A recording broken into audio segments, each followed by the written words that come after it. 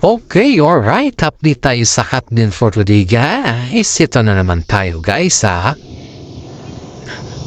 Yung mga nakikita natin or naririnig natin sa isang content creator, guys, is hindi pa natin sigurado dun na, ha?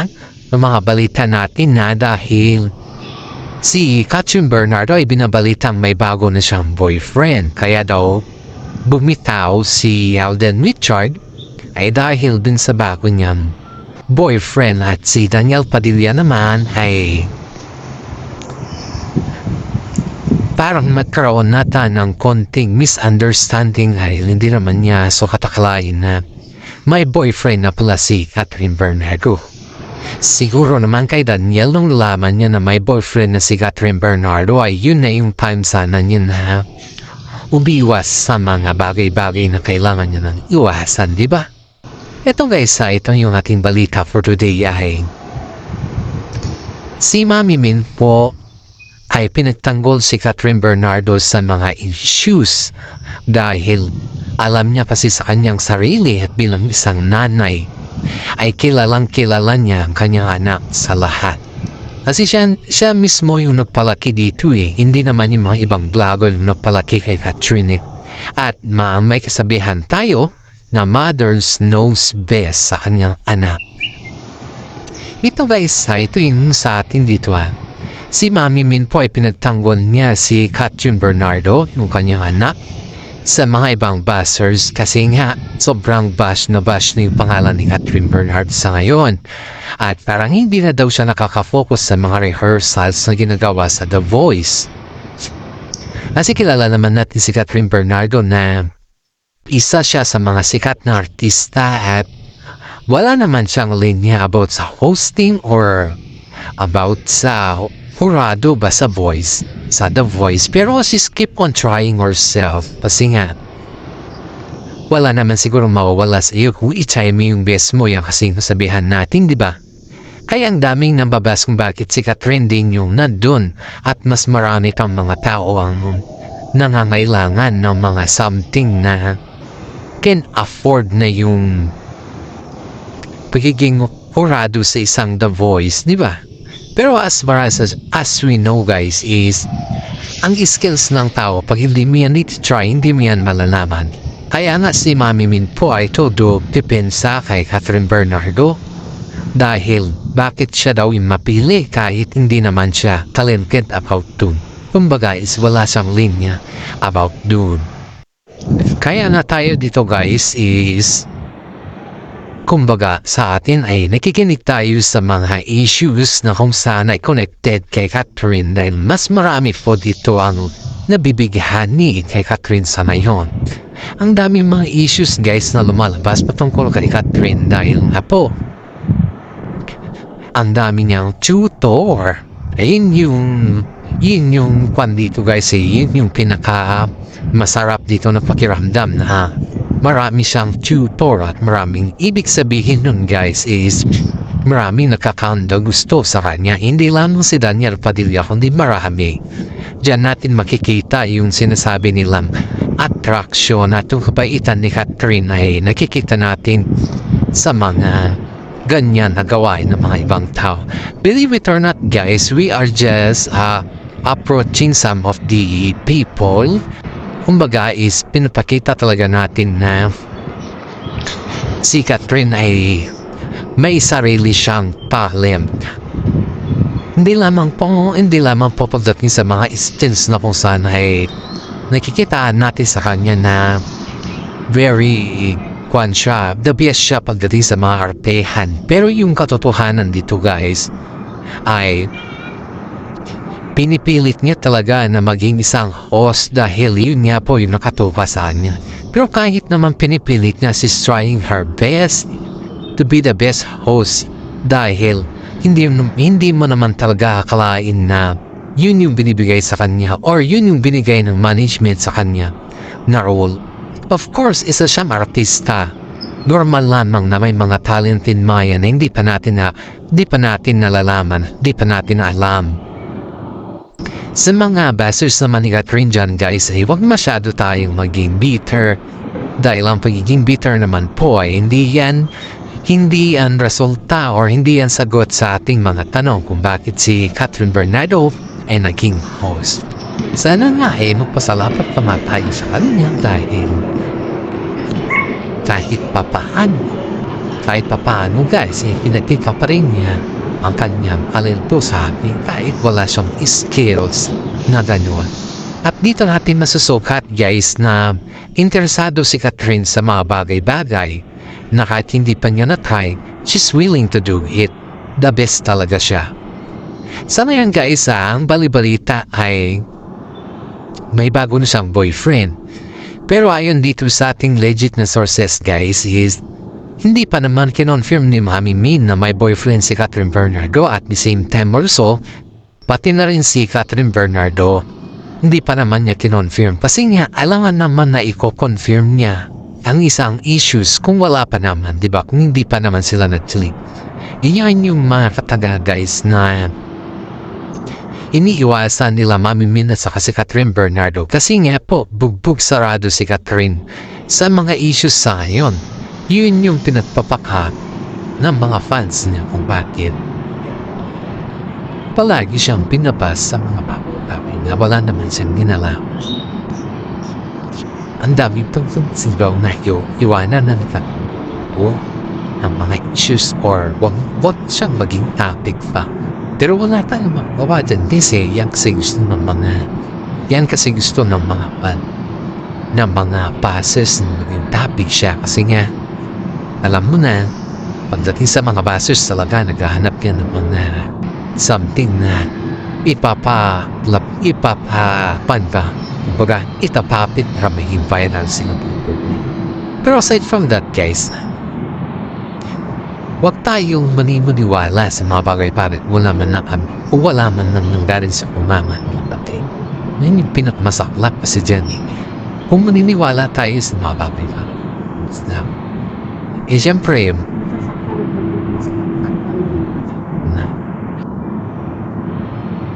kung sino yung mga taong pinagtitismisan, siyempre masasaktan sila. Yung feelings ba na hindi mo kayang i-control. Kasi ramdam pa si Catherine Bernardo ngayon na she's alone.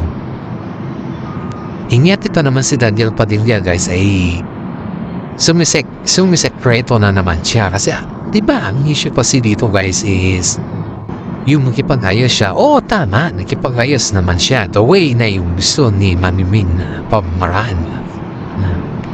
Kung makipag-ayos siya na ibang normal na tao na hindi i-tryan naman. Kagaya namang ginagawa niya na yung pasigway pa para makuha yung attention ni Catherine. Yung gusto kasi ni Mami Min is makipag-ayos si Daniel na professional siya. At yun naman ay ginawa naman ni Daniel para sa tanunay maging maayos sila nila. Pero speaking for Daniel Padilla guys is ang dami niyang cryptic post sa kanyang post na sabi niya na yung minahal mo na tao tinigyan mo ng haraga naging loyal, tapat ngayon iba na ang gusto. Parang ganun ba? Parang si Catherine pa ang sinisisi niya na nagmahal daw siya ng kapat at si Catherine pa yung sinisisi. The real is for here guys is bakit mo sisisi kay Catherine yung mga bagay-bagay na ikaw naman yung may kasalanan, diba napakasakit kay Catherine yun. Hindi kasi nila akalain guys na gano'n yung magiging impact kay Catherine Bernardo yung mga issues na pinagdadaanan niya sa na kung saan ay talagang sumisemplang talaga. Tama si Daniel dumagdag pa sa problema ni Catherine. Ayun nga dito kay Alden Richard guys ay sabi niya na handa daw siya magpaubaya kung kinakailangan at kung doon daw masaya si Catherine handa daw siya magpaubaya para daw sa ganun ay handa siya magpaubaya at handa din siya maghintay kay Catherine kung kailan na ready na siya. Kasi ayaw niya kasi na makaroon ng mga kumbaga is may feelings pa si Catherine sa kanyang mga ex. Tapos parang sa pilitan ba? Yun yung ayaw ni Alden Richard na mangyari. Gusto niya yung kay Catherine lang yung okay ng lahat at saka wala ng aberya ba, yung ready na talaga si Catherine Bernardo. Ayon din dito kay Mami Mindy na sobrang botong-boto si Mami Min kay Alden Richard kasi nakikita niya kasi yung kapangyarihan ni Alden Richard na mabait, gentleman at maunawain. Higit sa lahat, hindi siya tismoso. Hindi din siya, kumbaga parang wala sa kanya yung makagawa ng kasalanan pagdating sa relasyon. Yun yung pinakamaganda dito guys. Pagdating kay Alden ay kahit 2 taon lang naman yung pagkakilala nila sa isa't isa, nakikita mo dito yung gaano katindig si Alden pagdating kay Catherine Bernardo. Kaya proud niya po si Mami Min kay Alden Richard kayo sa nakatanihan yung ganyan. Ang dami pa pong nagsasabi dito na spotted daw sila Catherine Bernardo at si Alden Richard na kumakain sa gilid ng restaurant. Mas pinili daw nilang dun kumain sa gilid ng restaurant kaysa sa nakikita ng tao dahil ayaw daw nila magkaroon ng mga issues na naman na yung bang nagpaubaya na siya tapos biglang may spotted sa restaurant na nakikita. Alden wants Catherine to be the best. Kasi nga po, si Alden ay maunawain yan. Gusto niya kasi kapag maging okay ng lahat at ready na si Catherine, doon na siya mag-start. Ayaw niya kasi yung may mga supply pa Kasi ang tanong kasi ng mga netizens sa kanya guys is kung bakit dumating si Alden sa buhay ni Catherine na basag pa si Catherine o broken hearted na ano yung intention ni Alden para kay Catherine Bernardo. Bakit dumating siya na ganun pa yung position ni Catherine at wala pang pinagpa? Mga questions kasi ng mga fans na hindi din nasasagot ni Alden kasi nga ayon din dito sa ating mga legit na sources of sa mga puting ahas natin guys ay ang mga management po ay hindi daw kailangan sagutin ni Alden yung mga tanong na tanong dahil karapatan naman daw ni Alden na hindi sumagot sa mga ang gusto lang nila is yung mapaganda yung loob ni Catherine.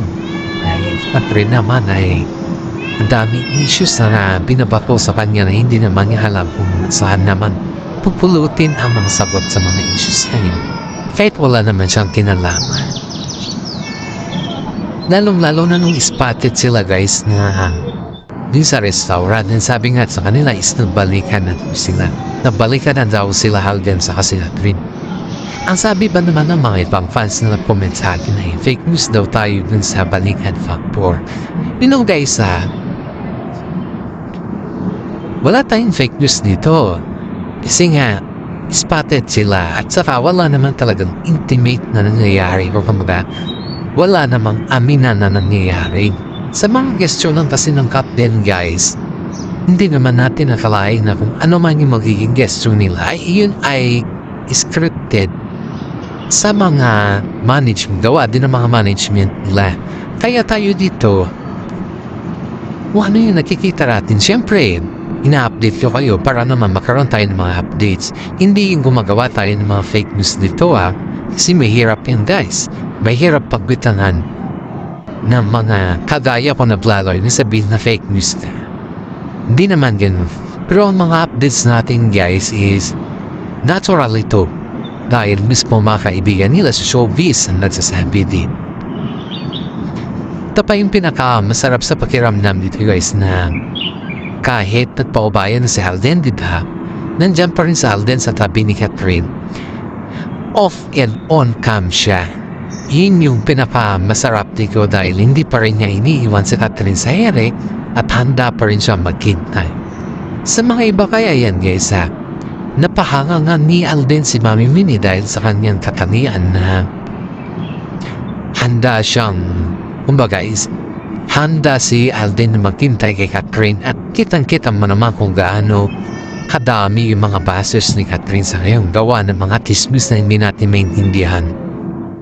Tingnan mo naman yung ano yung magiging pop or something na gano'n dahil lahat naman na mga ito guys kay si Catherine lang ang pwede makasagot. Pero to think guys may nararamdaman din si Catherine Bernardo kay Alden. Yun yung observation natin. Pero yung pagsabi sa publiko na may nararamdaman siya ay tinatrap po siya ng mga management nila. Kasi nga ayaw nila mailantad sa publiko na si Catherine Bernardo ay nahuhulog na din kay Alden dahil may mga shows pa silang gagawin. At saka papunod pa na yun guys habang maghihintay daw sila sa mga epekto o resulta ng kanilang shows ay napapahinga muna sila ni Alden. Pero after that guys, may mga bago na naman silang movie na ipapalabasan. Under pa rin yan kay Cathy Garcia. Guys, sino po yung director ng Hello Love Again ay yun pa rin yung director ng movie na gagawin nila sa ngayon. Kaya nga po pinipilit na ipapaugnay si Daniel Padilla di kay Catherine kasi tinitingnan daw nila kung saan pa rin yung chemistry ng Katniel. Kung wala na bang chemistry or ano ba nangyari or okay na bang lahat. Parang ganun kasi mga tema ng mga nasa showbiz guys. Pero itong si Mami Min guys ay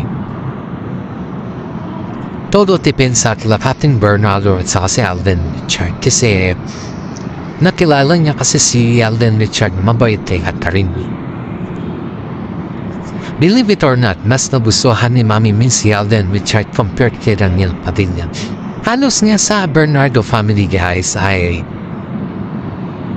galit kay Daniel Padilla. Yan po yung ngayon dito sa ating legit sources galit dahil sa mga ginagawa kasi ni Daniel Padilla noon kay Catherine na ang daming niya na pa nang nagawa is na maliban kay Andrea, maliban sa yung actress pero tiniis pa rin yun ni Catherine ganun siya katindi guys na ganun siya katindi na yung palagi iniunawa si Daniel na wala man lang pasabi kila Mami Min at saka sa kanyang pamilya. Kumbaga is tinitiis niya yung ugali ni Daniel.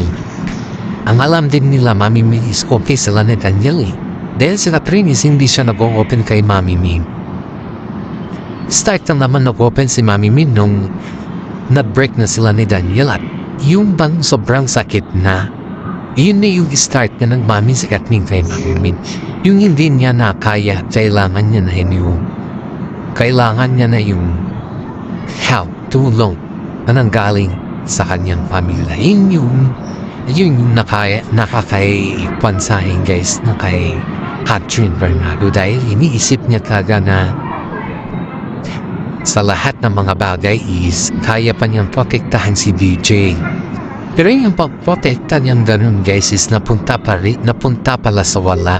Yung mga effort niyang ganun is napunta rin sa wala dahil inulit-ulit pa rin ni Daniel Padilla yung kanyang gawain. Hanggang sa nauntog na si Catherine guys.